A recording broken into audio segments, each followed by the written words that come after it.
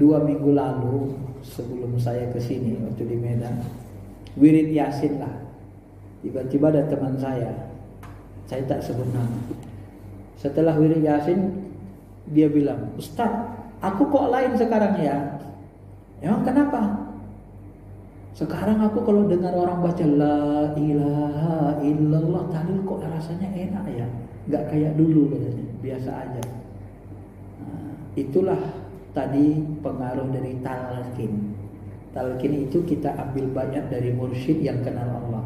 La ilaha illallah Muhammadur Rasulullah, disyahadatkan gitu.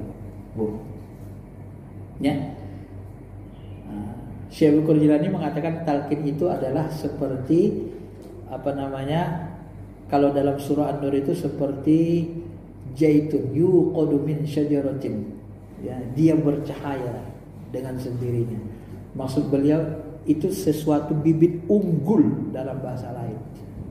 Nah, bagaimana cara kita bersolawat? Semalam saya ikut Jum.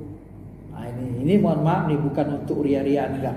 Semalam saya ikut Jum, ya, dari tarekat teman-teman. Begitu saya ikut Jum semalam itu, ketika baca zikir itu nikmat sekali. Begitu baca salawat saya itu meronta-ronta, saya menangis, Bu. Karena saya sendiri di kamar, ya saya nangis saja meronta-ronta, enggak apa-apa, enggak ada yang lihat kan gitu. Bukan untuk ria-riaan. Kenapa saya merasakan begitu, meronta-ronta nangis, merindukan Allah, merindukan Nabi? Itu tanda kita sudah bertarekat hati kita. Jadi kalau ibu mau baca sholawat, itu harus ada rasa rindu dalam hati ke Nabi Muhammad. Allahumma sholli ala sayyidina Muhammad. Alam ruh itu dibalik ini. Maka begitu kita sholawat, ditampakkan Allah. Sholawat kita itu ke ruh depan ruh Nabi Muhammad. Seluruh alam semesta ini dilihat ruh Nabi Muhammad sholawatnya ini. Dan dibalasnya dalam hadis riwayat Tabrani atau Baihaqi. Dan Allah memberi kita 10 hasanah dengan 1 kali sholawat. Jadi harus ada rasa rindu, langsung sampai itu kalam ruh dimensinya. Berdoa pun gitu, khusyuk supaya dimensinya nembus. Ya, pakai ruh yang paling dalam, dengan khusyuk ruh paling dalam, nembus dimensinya.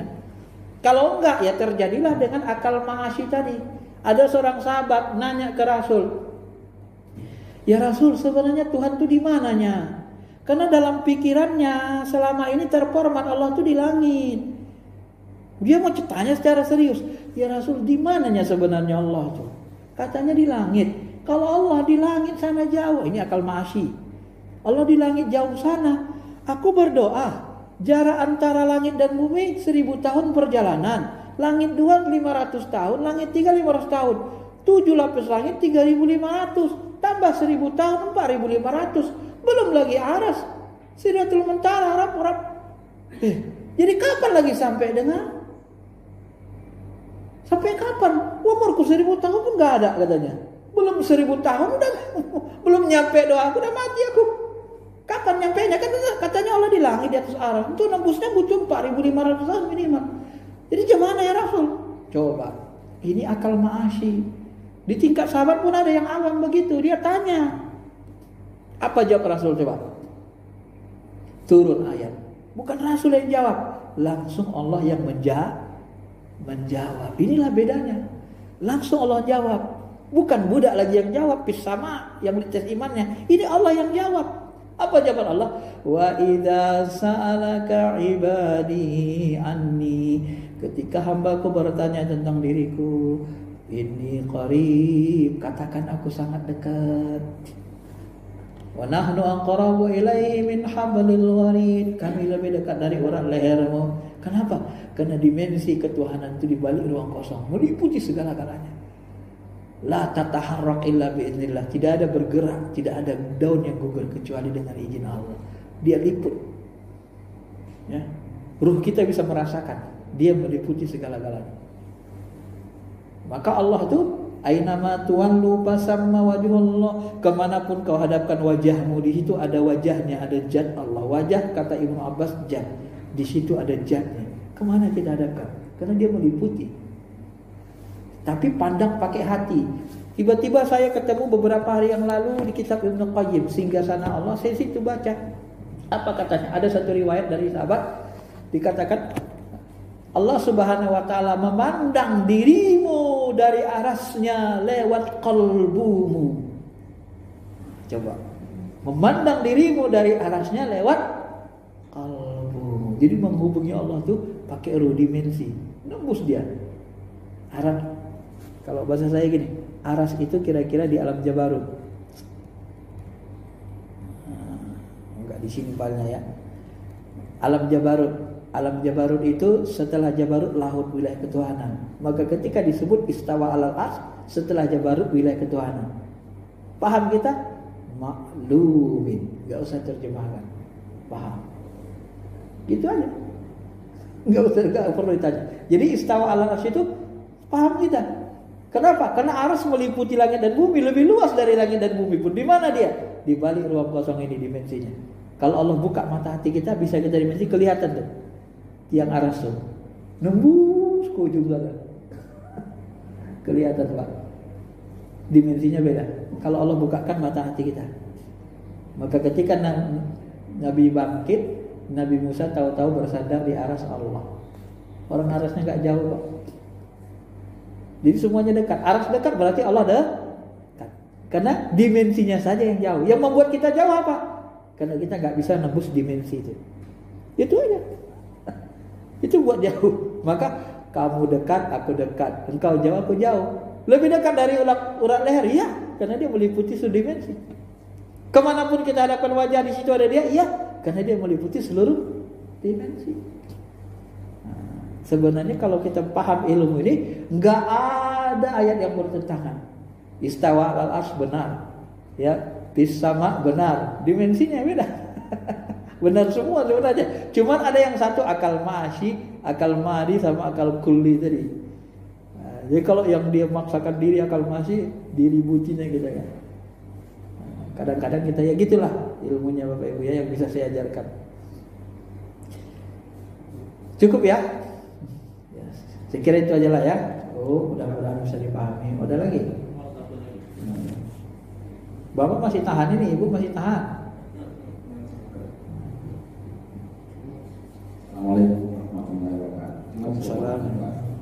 Untuk mencapai itu ada semacam guru, mungkin mursyid.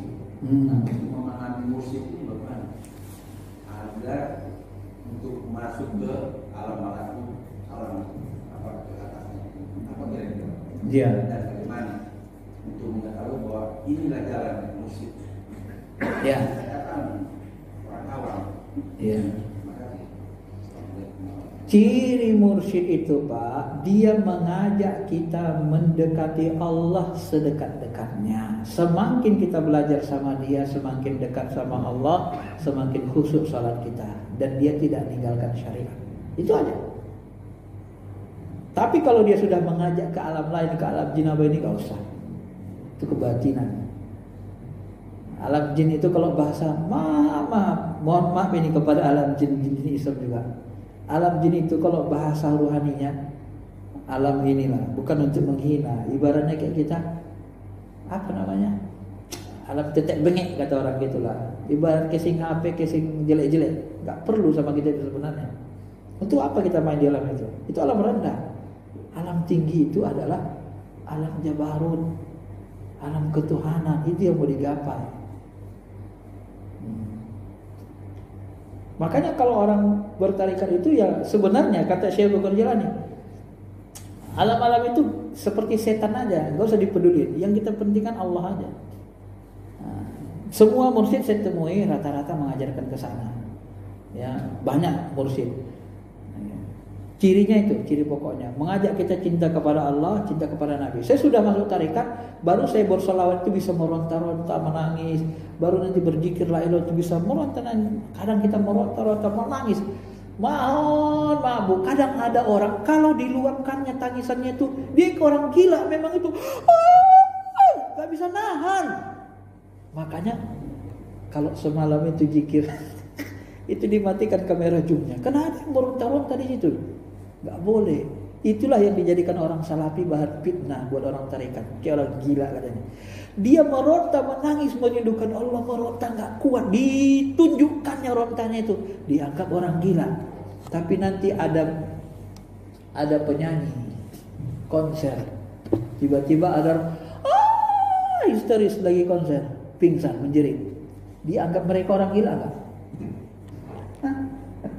Dianggap mereka orang gila nggak? Orang lagi konser ada yang menjerit, wah, histeris, menjerit, pingsan. Ada nggak yang anggap orang gila? Kenapa orang tarekat dianggap gila? Padahal dia merindukan Allah, nggak kuat dia mana menyaksikannya. Itu yang nggak dipahami orang yang tidak mendalami, meneliti. Maka saya sebut jangan belajar tarekat kepada orang yang tak paham. Ya. Kalau ibu bapak pernah jatuh cinta, pernah nggak meronta, mengalami kerinduan yang sangat sekali? Kita bisa menjerit dengan kesendirian kita. Nah, itulah yang dialami. Tapi rindu itu hanya diarahkan ke Allah, ke Nabi. Tapi yang diutamakan Allah, Nabinya juga iya. Makanya baru salawat nangis, Maka sesudah kita coba cari orang tarekat itu rata-rata suka sekali salawatan, senang sekali. Karena itu rindu itu menarik hati itu, rindu ke Nabi itu semakin kuat dia. Nggak bisa enggak. Maka suka maulidan. Kadang maulidan itu tiap bulan dibuat karena kerinduan tadi. Ya.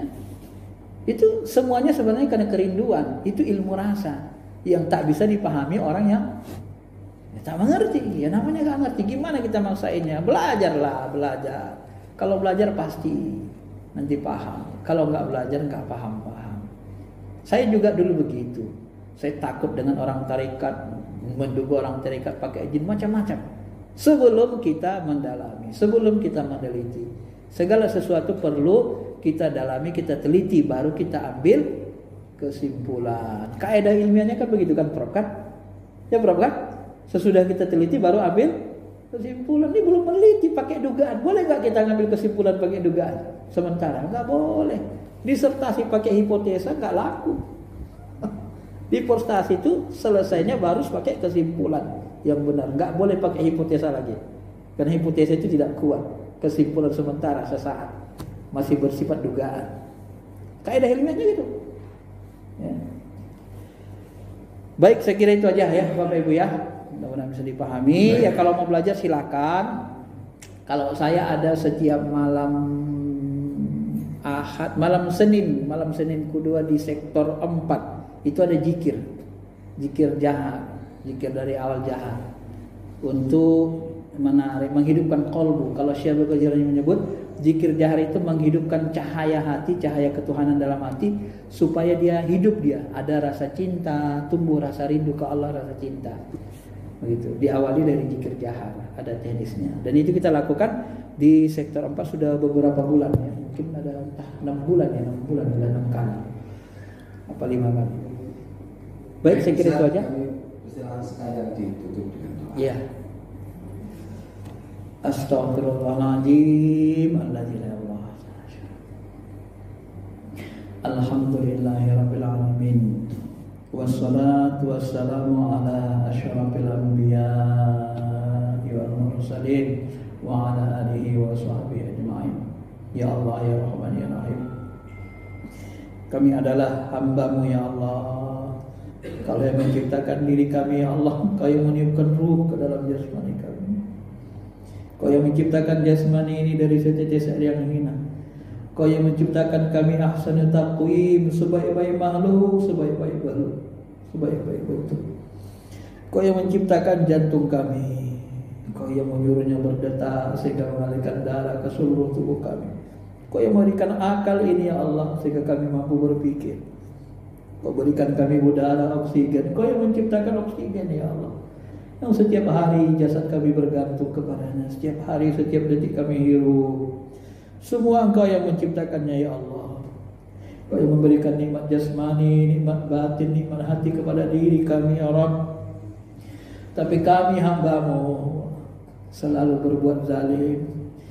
Kami lebih sering melupakan Engkau daripada yang lain ya Rabb. Kami lebih sering menjauh dari Engkau daripada mendekat ya Rahman.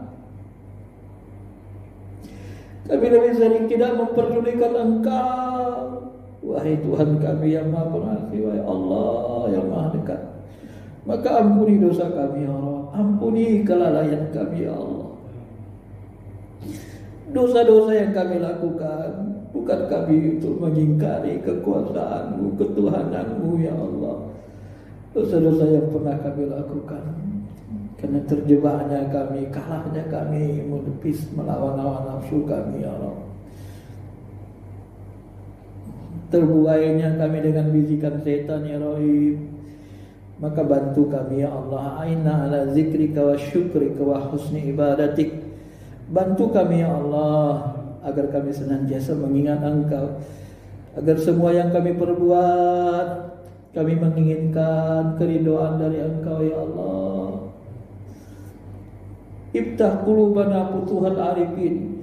Bukakan pintu mata hati kami ya Allah, sebagaimana Engkau bukakan pintu mata hati orang-orang yang arif, yang mengenal-Mu, sebagaimana Engkau bukakan pintu hati Nabi kami Nabi Muhammad, para kekasih-Mu dari kalangan sahabat, tabi'in dan seterusnya ya Allah, dari kalangan wali-wali-Mu ya Allah. Bukakan pintu mata hati kami sehingga kami bisa menyaksikan, menatap, menyaksikan kenyataan-Mu ya Rabb, sehingga tidak ada lagi keraguan kami kepada Engkau, kepada janji-Mu ya Allah.